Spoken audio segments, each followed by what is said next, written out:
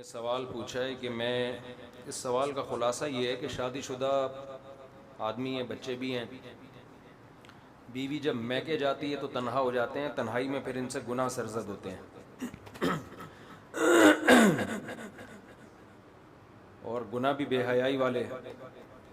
بہت سے لوگوں کے ساتھ یہ مسئلہ ہے، پھر یہ آخر میں پوچھتے ہیں کہ کیا میں دوسری شادی کر سکتا ہوں، میرے پاس اللہ نے مال بھی دیا ہے۔ دیکھیں، دوسری شادی تو ویسے ہی کرنی چاہیے، معاشرے کی عورتوں کی ضرورت ہے، وہ تو گناہ کا خطرہ نہ بھی ہو تو بھی کرنی چاہیے۔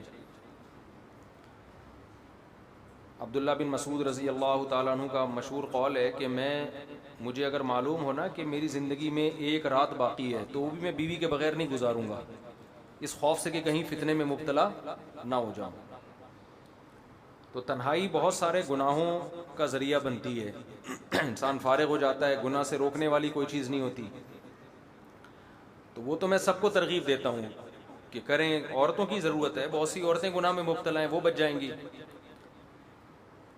باقی یہ جو گناہ کی بات ہے نا، بعض دفعہ انسان 2 شادیاں کر کے بھی نہیں چھوٹتا یہ اس طرح کے گناہ بے ہے، کیونکہ لت پڑ جاتی ہے۔ تو نکاح تو ویسے ہی کریں، اس سے گناہ کی رغبت کم ہوگی انشاءاللہ، ختم نہیں ہوتی،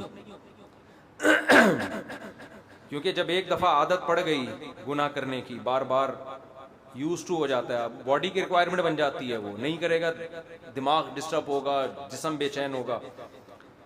اس کا طریقہ یہ ہے کہ کوئی ایسا نسخہ استعمال کرے جس سے گناہ کی آہستہ آہستہ عادت چھوٹ جائے۔ تو اپنے لیے کوئی سزا متعین کریں۔ سب سے پہلی بات یہ کہ آپ کو پتہ ہے کہ تنہائی میں یہ کام ہوتا ہے، تو تنہا نہ چھوڑیں خود کو۔ گھر والے گھر پہ نہیں ہیں، دوستوں کی محفل میں بیٹھ جائیں، کوئی نیک لوگوں سے دوستی رکھ لیں، ان کے ساتھ کہیں باہر گھومنے پھرنے چلے جائیں، شب جمعہ چلے جائیں بیان سننے کے لیے۔ رات پھر اکیلے گھر پہ نہ گزاریں، کسی ریلیٹو کو بلا لیں۔ دوسری بات یہ کہ عام طور پر یہ جو بے حیائی والے گناہ یہ رات کے وقت ہوتے ہیں، انسان سے جلدی سونے کا معمول بنا لے آدمی۔ جلدی سونے کا طریقہ یہ ہے کہ آپ کتاب رکھیں بستر پہ، کوئی دلچسپ کتاب ہو، اس کا مطالعہ کرتے کرتے سو جائیں۔ آپ بستر پہ لیٹے اور سوئے نہیں تو آہستہ آہستہ انسان کو شیطانی خیالات آنا شروع ہوتے ہیں۔ تیسرا کام، اپنے لیے کوئی سزا رکھیں، جب بھی گناہ ہو کوئی جرمانہ رکھیں اپنے اوپر، یا روزے رکھ لیں، یا نوافل اپنے اوپر رکھ لیں کہ میں اتنے نوافل لازمی پڑھوں گا۔ تو اس سے ایک دم نہیں چھوٹتے یہ گناہ، آہستہ آہستہ کم ہونا شروع ہو جائیں گے، کم ہوتے ہوتے چھوٹ جائیں گے۔ جیسے گناہ کر کر کے گناہ کرنے کی عادت پڑتی ہے تو چھوڑ چھوڑ کے چھوڑنے کی عادت بھی پڑ جاتی ہے انسان کو۔ ریورس ہو جائیں گے تو چھوڑنے کی عادت ہو جائے گی۔ کر کر کے کرنے کی عادت پڑی نا تو چھوڑ چھوڑ کے چھوٹنے کی عادت پڑے گی۔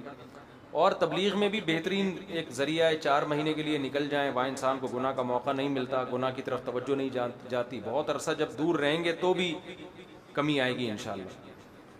اور ویسے تو اصولی طور پر ان تمام چیزوں میں کسی سے بزرگ سے باقاعدہ اصلاحی تعلق ضروری ہے، کسی اللہ والے سے بیعت ہو جائیں، ان کو بتائیں اپنے حالات، وہ آپ کو گائیڈ بھی کریں گے، دینداروں کی محفل میں بھی بٹھائیں گے، آہستہ آہستہ انشاءاللہ یہ چیز ختم ہو